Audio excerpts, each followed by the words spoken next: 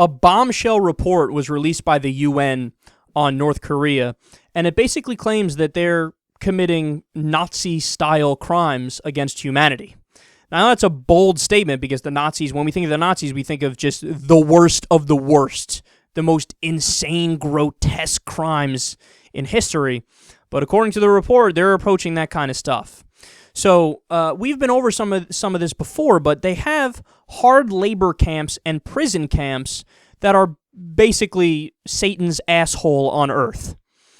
And so they have guards that rape the women on a regular basis. They don't feed the people with any consistency, and people oftentimes starve to death. They're forced to do hard labor with little clothes on and freezing temperatures, and they become skeletons very quickly. There's flat-out torture that happens, just full dehumanization of the people who are at these camps. And you have Kim Jong-un at the same time. Any sort of political dissent at all lands you in one of these places, whether it's for a few days or a couple months, or sometimes it just keep you there until you die, and you're not going to last more than a couple of years because the conditions are too brutal. They have to eat rats to survive. Okay, think about that. There's so little food that you look at a rat and you get hungry, and you're like, I gotta eat it. I don't have a choice. I gotta eat it. Now, a lot of the country is starving, according to the report. Like, it's a common thing for if Kim Jong-un thinks, well, this area is not as gung-ho about supporting us as this other area, well, we just don't feed that area. No food goes there. Sorry. They don't even allow you to, like, take control of your own life and, farm your own land. It's not like that. If you do something without the approval of the government, you're dead, or you're thrown into the prison camp. I mean, the level of absurdity, it's like a caricature of a real-life situation.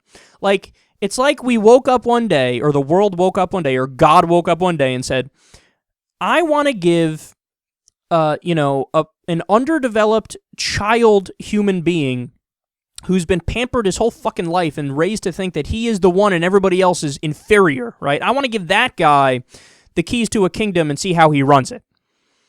It's just a 100% fascist dictatorship tyranny where everybody's rights are kept down, people are starving, there's no medical attention, no medical care, no technology, nothing. You're living your life. If you're a citizen of North Korea, you're living your life in total fear of being hauled off to one of these camps and then dying and living a brutal existence in those camps. Now, according to the report, the situation is even worse under Kim Jong-un than it was under Kim Jong-il.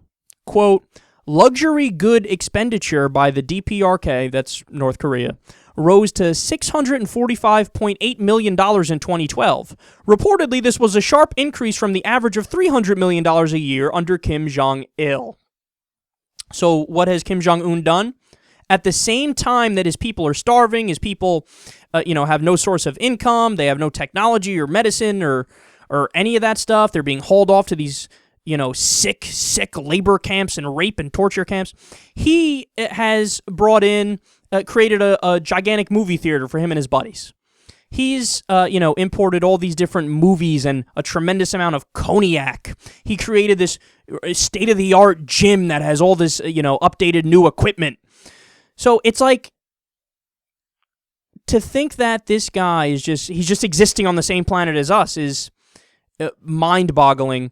And the final point I'll make about this, isn't it strange that in a world where this guy exists, there are conversations and debates not about invading North Korea or bringing democracy to the people of North Korea. That's the line we always use in America. Oh, we're bringing democracy around the world. No. The places we care about, well, Iraq. Iraq is the worst place on earth, except North Korea is worse. But Iraq is terrible, so we're going to go there because they have oil. What?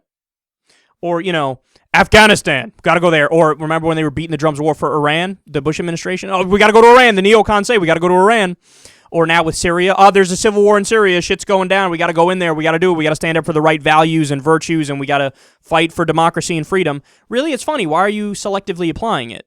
Because it would seem to me that if you actually look at it objectively and rank the worst countries on earth, North Korea is definitely If not the top, certainly in the top 4 or 5, right? But you're not talking about that place. You're only talking about these other places. Gee, I wonder why. Could it be because you actually don't give a shit about democracy and freedom and people?